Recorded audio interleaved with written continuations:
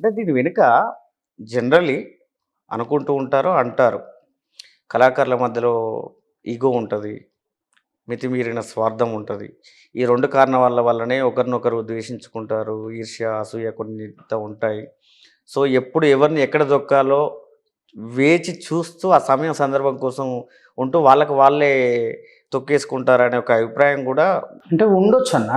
అది ఉండొచ్చు. హ్మ్. కానీ ఇలాంటి సందర్భం కాడ జరుగుద్దది. హ్మ్. ఇలాంటి అందరూ కలిసి చేసే ఒక వేదిక అది. హ్మ్.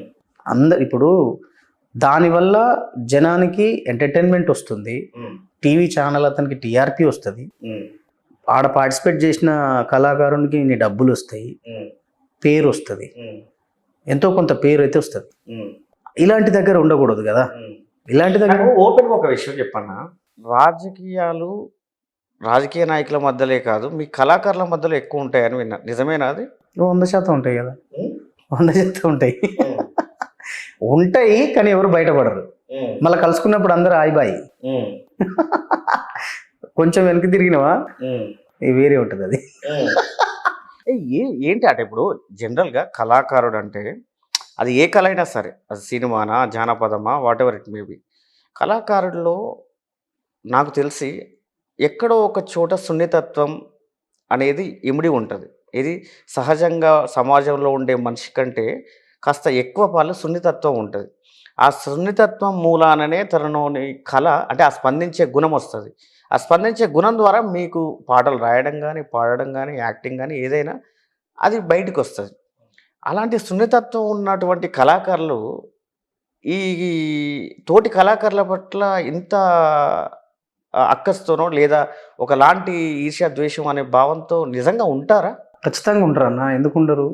ఎందుకుంటారు అనంటే ఒక ఎగ్జాంపుల్ చెప్తాను నేను. హ్మ్. ఇప్పుడు నేనున్నా అన్న. హ్మ్. నేను చాలా చిన్న ఏజ్‌లో నాకు పేరొచ్చింది హ్మ్. రచయితగా. హ్మ్. రచయితగా అంత ఈజీగా చాలా మందికి పేరు రాదు. హ్మ్.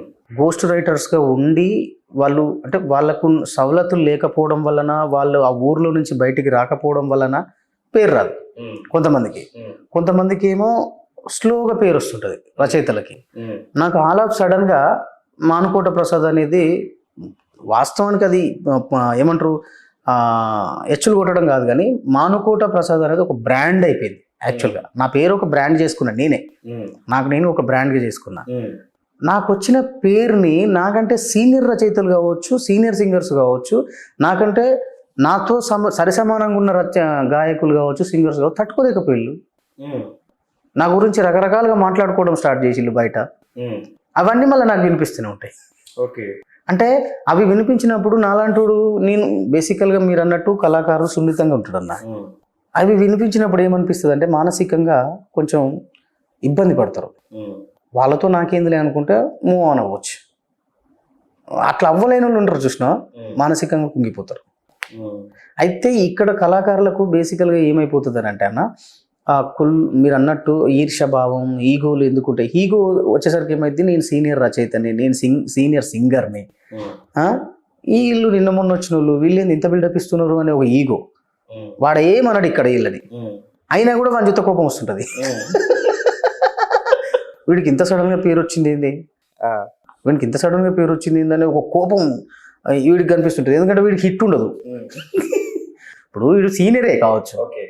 ఈయన సీనియర్ అయినా గానీ ఈయనకి హిట్ లేదు. ఒక 5 ఏళ్ల నుంచి హిట్ లేదనుకుందాం. హ్మ్. వీడు సడెన్‌గా రాత్రి రాత్రి సెలబ్రిటీ అయ్యిండు తట్టుకోలేడు. హ్మ్. ఇంతే. ఈయనదే ఇగ. హ్మ్. ఇంకేముండదు. దీని గురించి తప్పుగా మాట్లాడతాడు 10 మంది దగ్గర. హ్మ్. ఈ 10 మంది మళ్ళీ వానికి చెప్తారు. హ్మ్. వాడు ఇంకో 10 మందికి ఈయన గురించి తప్పుగా మాట్లాడతాడు. ఇదే ఇగ. ఇవే కోపాలు, ఇవే తాపాలు గానీ మళ్ళా ఏదైనా ఆపద సంపద ఉందంటే మాత్రం ఖచ్చితంగా అందరూ ఒక్కటైతారు. కలిసొస్తారు. ఇది ఇప్పుడు సంపద లాంటి ప్రోగ్రామ్. హ్మ్. ఆపదైనప్పుడు అందరూ వచ్చినప్పుడు, సంపద అయినప్పుడు కూడా అందరూ రావాలి గదా! హ్మ్. అందరూ ఉండాలి గదా! ఓన్లీ 60 మందే లేరు గదా! హ్మ్. 60కి ఇంకో 60 కలిపితే 120 మంది కూడా ఉన్నారు. హ్మ్. 2 సార్లు ఈవెంట్ పెట్టపోయిల్లో. హ్మ్. 2 సార్లు చేస్తే ఏమైంది? హ్మ్. అందరిని సెలెక్ట్ చేసి పిలిస్తే బాగుండేది. ఎందుకంటే బాధపడతారు గదా! ఎవరు దీన్ని ఆర్గనైజ్ చేస్తున్నది? వాళ్ళే బిగ్ టీవీ వాళ్ళే చేస్తారు. టీవీ వాళ్ళు ఓకే. మీ కళాకారుల సెలక్షన్ లేదా దీని గురించి మధుప్రియ చేస్తున్నది. మదుపురే చేస్తుంది. అంటే సెలక్షన్ చేసింది ఆమెనా కాదా నాకు తెలియదు. హ్మ్. కానీ ఆమెనే ముందుండైతే నడిపిస్తుంది. ఎందుకంటే ఆ రోజు యాంకరింగ్ ఆ అమ్మాయే చేసిందిగా. ఓకే. అంటే మీ కళాకారులలో ఈ చర్చ అయితే జరుగుతుందా? 100% జరుగుతుంది అన్న. అంటే వాస్తవానికి ఇప్పుడు మీరు ఇక్కడ చర్చ పెట్టడం కూడా మంచిది నాతో. ఎందుకంటే ఈ విషయం వాళ్ళకి తెలియాలి కదా. ఈ చర్చ జరుగుతుందన్న విషయం కూడా తెలియాలి కదా. వాళ్ళకి పూర్తి స్థాయిలో టీవీ ఆర్గనైజర్స్ కావచ్చు, లేకపోతే ఇది నడిపించే కళాకారులకు కావచ్చు, ఎవరైతే ముందు వరుసలోనే నడిపిస్తున్నారో వాళ్ళకు కూడా ఈ చర్చ జరుగుతుంది, అరే ఇంతమంది బాధపడుతున్నారు అనేది తెలియకపోతే ప్రమాదం. ఇప్పుడు దీనికి ప్రామాణికము ట్రెండింగే అనుకుంటే, యూట్యూబ్ సాంగ్స్ హిట్సే అనుకుంటే అట్లా కూడా చాలా పాటలు ఉన్నాయి కదా. మరి చాలా జరుగుతున్నాయి కదా. చాలా పాటలు ఉన్నాయి. దానికి ఆల్టర్నేటివ్ ప్రోగ్రామ్ కూడా వస్తుంది అన్న. దాని తొందరలోనే వస్తుంది. చాలా పెద్ద ప్రోగ్రామ్ వస్తుంది. ఈ హిట్ సాంగ్స్లలో ఈ రాను రాను రాను బొంబాయి అనే పాట ఒకటి బాగా హిట్ అయింది కదా మధ్యలో. ఇప్పుడు ప్రజెంట్ కూడా అది హిట్ ట్రెండింగ్ లోనే ఉంది. అది ఎవరు రాసింది యాక్చువల్గా? ఫస్ట్ నేను రాసిన ఆ పాట. నిజమా? నమ్మవా? నువ్వే నమ్మకపోతే వాళ్ళకి నమ్ముతారే. అట్లా కాదు. ఇప్పుడు సమాజానికి తెలియదు, నాకు తెలియదు, సమాజానికి తెలియదు. ఇప్పుడు ఆ పాట అంటే ఓపెన్ చేయగానే ఎవరు, అబ్బాయి పేరు ఏం పేరు, రాము రాథోడ, తన పాటే అనుకుంటారు. అంటే యాక్చువల్గా ఇప్పుడు ఇప్పుడు ఇప్పుడు ట్రెండ్ అవుతున్న పాట అయితే ఆ తమ్ముడు రాసింది, రాము రాథోడ్ రాసింది. అంతకు ముందు నేను రాసింది ఆ పాట. ఇప్పుడు జూలై 2024లో D10లో ఆ తమ్ముడు పార్టిసిపేషన్గా ఉన్నప్పుడు నాకు కాల్ చేసి ఆ ట్యూన్ పంపించిండు. అన్న ఈ పాట రాసి పెట్టవా అన్న అని. సరే తమ్మి రాసి పెడతా అని జూలైలో పంపిస్తే, జూన్లో పంపిస్తే, జూలై కాదు జూన్లో పంపిస్తే ఆగస్టులో రాసి ఇచ్చాను నేను పాట. ఓకే. ఆ పిల్లగాడే ట్యూను, ఆ పల్లవి అంతా రాసి, ఆ పల్లవి 4 లైన్లు నాకు రాసి పెట్టిండు. దాంట్లోనే ఉంది. క్యూ వాయిస్ పంపించిండు. నేను పాట మొత్తం రాసి ఇచ్చి మళ్ళీ ఆ తమ్ముడికి మెసేజ్ కూడా చేసిన 1 వీక్ తర్వాత. తమ్మి ఏమైంది, పాట ఎప్పుడు చేస్తావు అంటే, అన్న నేను ప్రాక్టీస్లో ఉన్నా, డీలో ఉన్నా కదా, ఇది అయిపోయినాక మీకు టచ్లోకి వస్తాను అన్నాడు. ఇంకా తర్వాత టచ్లోకి రాలేదు. కట్ చేస్తే పాట ఆడియో అయిపోయింది. ఓ రోజు స్టూడియోలో కలిసిండు నాకు. తమ్మి ఏమైంది, ఆ పాట ఎప్పుడు చేస్తావు తమ్మి, రాసినా కదా ఎప్పుడు చేస్తావు అని అన్న ఆ పాట అయిపోయిందన్నా అన్నాడు. అదేం తమ్మి, నేను లేకుండా నువ్వు ఎట్లా పాడినావు అని అన్నా. కామన్గా ఏంటంటే రచయిత ఉన్నప్పుడు పాడితే బాగుంటుంది, ఏమన్నా మార్పులు చేర్పులు ఉంటే చేయొచ్చు అనేది ఒక కాన్సెప్ట్ ఉంటుంది. అది మొత్తం మళ్ళీ నేను రాసుకున్నా చేసిన అన్నాడు. మరి నాకు చెప్పకుండా నువ్వు ఎట్లా మార్చుకుంటావు అని అడిగినాను. సారీ అన్న, నాకు ఇక అని గులుగుతున్నాడు. అలాగే. అంటే దీంట్లో క్లారిటీ ఏంటంటే, తను మిమ్మల్ని అప్రోచ్ అయినప్పుడు మీరు వర్షన్ రాసిచ్చిండ్రు. అవును. తర్వాత నచ్చలేదని చెప్పేసి తను వర్షన్ రాసుకున్నాడు. అవును. మీరు రాసింది దాంట్లో ఏమన్నా మిక్స్ అయిందా? లేదు లేదు, అట్లేం లేదు, కంప్లీట్గా మార్చుకున్నాడు. దాంట్లో తేడా ఏం లేదు. కంప్లీట్ లిరిక్ అంతా ఒక వర్షన్ మీరు రాసిండ్రు. ఒక వర్షన్ నేను రాసిన, ఆ వర్షన్ ఆ పిల్లగాడికి నచ్చలేదు వాస్తవానికి. ఆ విషయం నాకు చెప్తే అయిపోతుండే, నేనే మళ్ళీ ఇంకొక వర్షన్ రాసిచ్చుటోని. నాకు ఆ విషయం చెప్పకుండా మరి అన్న ఏమనుకుంటాడు అనుకున్నాడు, మరి ఏం ఫీల్ అయ్యాడో తెలియదు నాకు. చెప్పకుండా మార్చుకుని లిరిక్ అంతా మార్చుకుని పాడేసుకున్నాడు. ఇక నేను అడిగితే ఆ పిల్లగాడి దగ్గర ఆన్సర్ లేదు. లైట్ తీసుకున్నా నేను కూడా. విషయం ఏంటంటే, బయటి వాళ్ళకి పాట రాసినప్పుడు మనం అడ్వాన్స్ తీసుకోవడం, పాట డబ్బులకే రాస్తాం, అడ్వాన్స్ తీసుకొని రాస్తాం. మన వాళ్ళకి అనుకున్నప్పుడు ఏ అడ్వాన్స్ అడగకుండా పాట రాసిస్తాం. ఆ పిల్లగాడికి నేను ఎప్పుడు చెప్తున్నా, ఆ పాట ఒక వర్షన్ రాసిచ్చిన, నేను నా టైం స్పెండ్ చేసిన, నా ఆలోచనని స్పెండ్ చేసిన, ఇంత స్పెండ్ చేసిన. మరి అన్నా నువ్వు ఒక వర్షన్ రాసినావు కదా, నీకు డబ్బులు ఇస్తే పట్టు, నా పిల్లగాడు రాలేదు, నేను అడగలేదు. 400 మిలియన్లు పోయింది చెప్తున్నాడు, అక్కడక్కడ ₹1,00,00,000 వచ్చినాయి అని. అన్న మరి నీకు ఇంత ఇస్తా, నువ్వు వర్షన్ రాసినావు, నీకు చెప్పకుండా చేసినా అని. అంటే నాకు ఇప్పుడు ఇవ్వాలని నేను అడగట్లేదు, చెప్పట్లేదు, కానీ ఒక ఇట్లా కృతజ్ఞత లేకుంటుంటారు. అదే తప్పన్నా, తప్పది. ₹1,00,00,000 గచ్చిబౌలి ఇల్లు వస్తుందా అని, విల్లా వస్తుందా, బెంజ్ కార్ వస్తుందా ₹1,00,00,000కి? ఆ పిల్లగాడు కూడా చెప్పొద్దు అట్లా ₹1,00,00,000 వచ్చినాయని. అట్లా చెప్తారు. అసలు ఏమవుతుంది అంటే, అట్లా చెప్పుకోవడం వల్ల పాపం చాలా మంది యూట్యూబ్ మీద సంపాదించుకోవాలనే ఆశతో వస్తారన్న.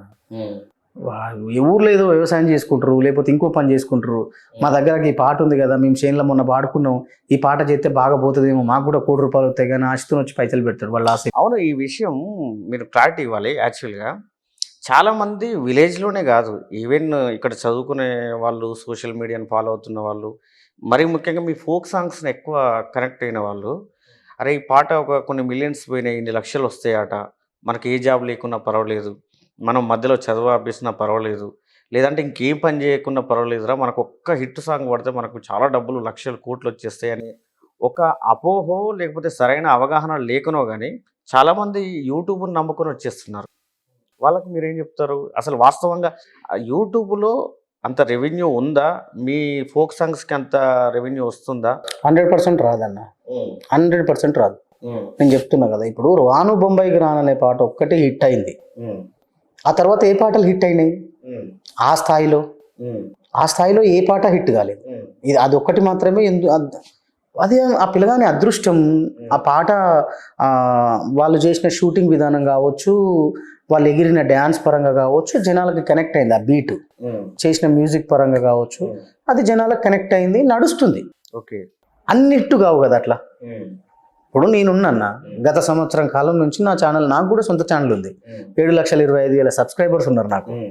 గత సంవత్సరం కాలంగా నాకు హిట్ లేదు నా ఛానల్లో. హ్మ్. రీసెంట్గా మొన్న కమలాపురం రోడ్ ఆట అని ఒక పాట రిలీజ్ చేసిన, ఓ 30 మిలియన్లు పోయినాయి. హ్మ్. 30 మిలియన్లు ఏం పోయింది. పాట అది?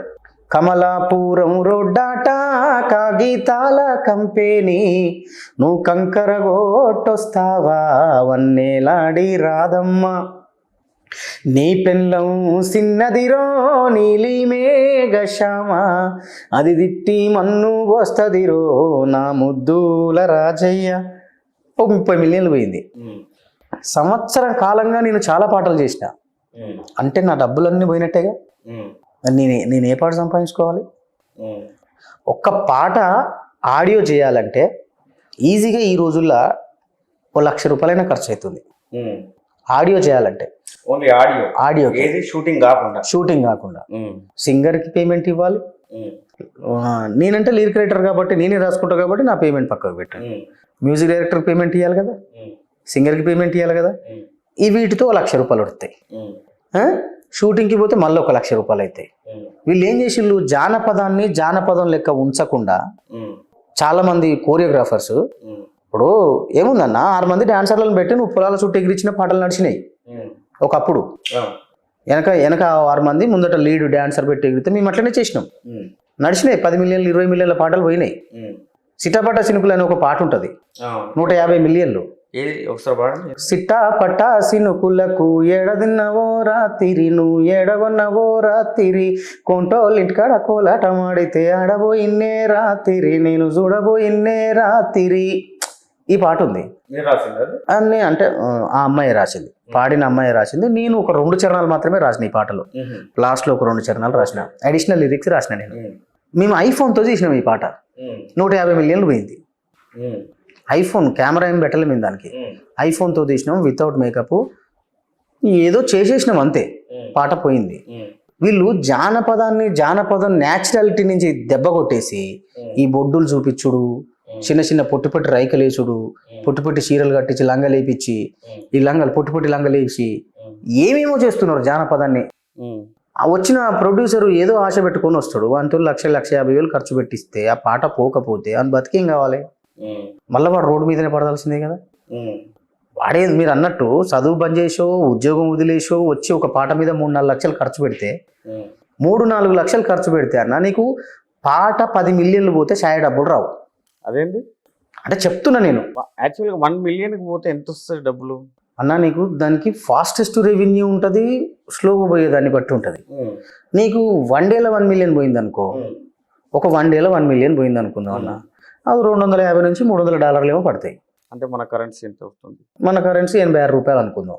రూ. 86 వేసుకో, హ్మ్. ఎంత $300 పోతే హ్మ్. ఎంత వస్తుందో ఒకసారి క్యాలిక్యులేట్ చేయి. హ్మ్. అదొకటి. హ్మ్. అది గనక ఓ 10 మిలియన్లు పోయింది అనుకుందాం, నిమ్మలంగా రోజుకో లచ్చ 10 మిలియన్లు పోయినాయి అనుకో, హ్మ్. ఇంక పెట్టుబడి పైసలు రావు. హ్మ్. అది 1,00,000 వ్యూస్ అయిపోతే ఛాయ పైసలు కూడా రావు, హ్మ్. తెలుసా?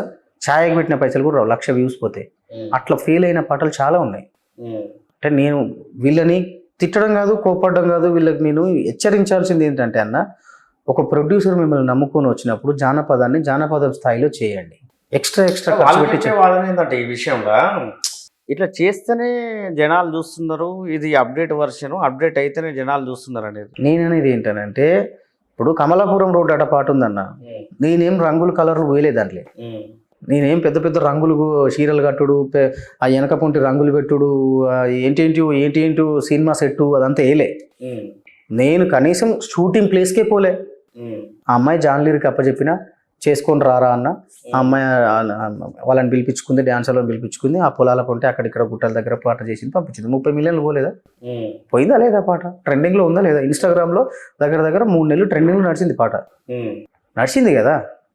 అంటే పాటలో దమ్మున్నప్పుడు పోతుంది 100%. నేను రాను బొంబాయికి రాను పాట కూడా వాళ్ళు అంతే ఖర్చు పెట్టి చేసిళ్ళు, బాగానే ఖర్చు పెట్టి చేసిళ్ళు. పాట కనెక్ట్ అయింది కాబట్టి పోయింది. కమలాపురం అనే పాటకి ఎంత ఖర్చు అయిందన్న? నాకు నేను తక్కువ ఖర్చు పెట్టినాను దానికి, వాస్తవం చెప్పాలి. ఎంత తీసుకున్నది జానలేరి? జాన్లీర్ తీసుకుంటుందన్న ఒక 40-50 వేలు తీసుకుంటుంది. 40-50 వేలు తీసుకుంటుంది. మా చెల్లె కాబట్టి కొంచెం మేము తీసుకోదు నా దగ్గర. సరే, యూట్యూబ్ను నమ్ముకొని వచ్చే వాళ్ళకు, మరి ముఖ్యంగా ఫోక్ ఇండస్ట్రీలోకి రావాలనుకున్న వాళ్ళకు మీరు చెప్పింది. నేనేమంటున్నా అంటే, ఫోక్ ఇండస్ట్రీకి డబ్బులు పట్టుకొని వచ్చేవాళ్ళు కొంచెం చూసుకొని చేయండి. మీరు పెట్టే డబ్బులు ఖచ్చితంగా మీకు వస్తాయన్న గ్యారంటీ కూడా లేదు. నన్ను అడిగితే రాకపోవడమే మంచిది. వీళ్ళు ఇప్పుడు నిన్న మొన్న ఒక ఇష్యూ నడుస్తుంది. 5,80,000 రూపాయలు ఓ పిల్లగాడు ఒక రైతు దగ్గర తీసుకున్నాడు. తీసుకొని నేను పాట చేసి ఇస్తా అని చెప్పి పోయిండు. వాడు లేడు ఇక్కడ. రైతు అంట, రైతు పని చేసుకున్నట్టు 5,80,000 వాడిని నమ్మి ఇచ్చిండు. పాట కోసం ఇచ్చిండు. నాకు పాట చేసి అంటే ఒక పాటకు 5,80,000 తీసుకున్నాడు అట. వాడు రచయిత కాదు, సింగర్ కాదు, ఆర్గనైజర్. ఆడు డైరెక్షన్ చేస్తాడట. తీసుకున్నాడు. ఆడు తీసుకొని పోయిండు. వీడు రోడ్డు మీద పడ్డాడు. ఎందుకు?